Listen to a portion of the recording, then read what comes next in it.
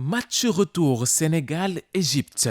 Les Lions plus que motivés pour décrocher la qualification pour le mondial au Qatar 2022. Qatar ou Dakar affichant une bés bi le jour. Le Sénégal croise le fer ce mardi avec l'Égypte pour une place au mondial Qatar 2022 prévu dans 9 mois. Les deux sélections s'affrontent pour la troisième fois entre le 6 février et aujourd'hui avec une victoire pour chacune. Sauf que les enjeux sont différents. On pourrait appeler cette rencontre qui va se disputer au stade Abdoulaye Wade de Diamniadio match de la DER entre Lions et Pharaon. Hier en conférence de presse, Aliou Cissé a montré qu'il a confiance en ses joueurs. Selon El Tactico, la bande à Kalidou Koulibaly n'a pas besoin d'être motivée. Leur objectif est de participer à cette plus belle compétition qu'est la Coupe du Monde. Nous pouvons le faire, même si dans l'équipe égyptienne, il y a de la qualité. Nous faisons ce métier pour jouer ce genre de match. C'est un rendez-vous pour le peuple sénégalais et pour les joueurs, a déclaré le sélectionneur national. Du côté égyptien, la confiance est également de mise. Le coach des Pharaons, Carlos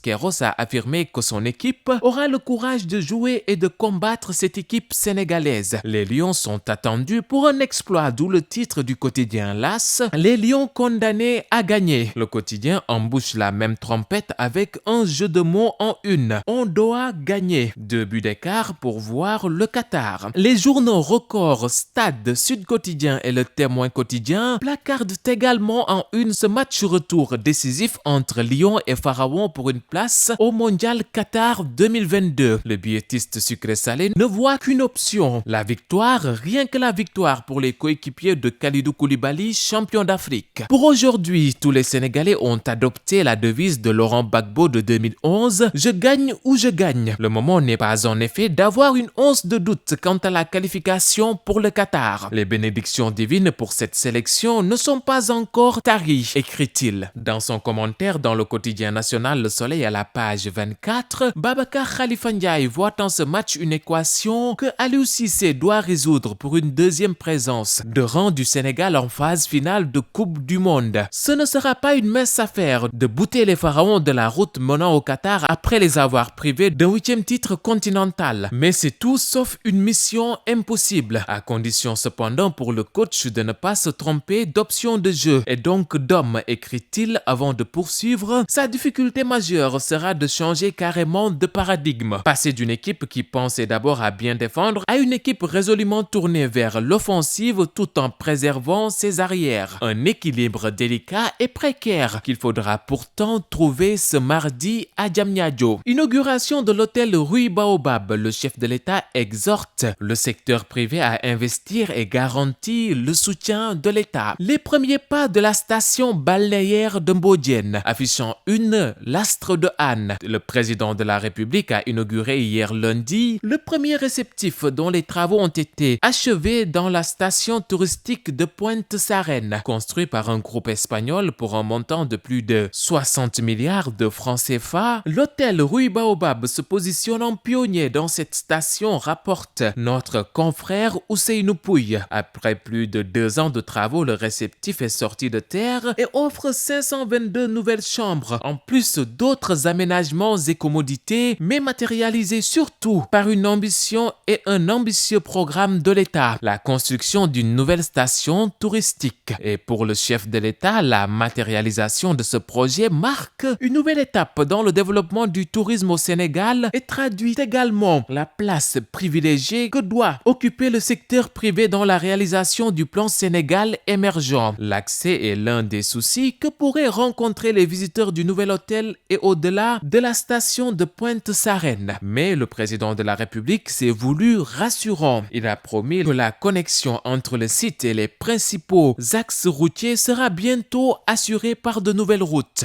Déjà 2 routes sont construites à partir de la route de Joal-Fadiouth.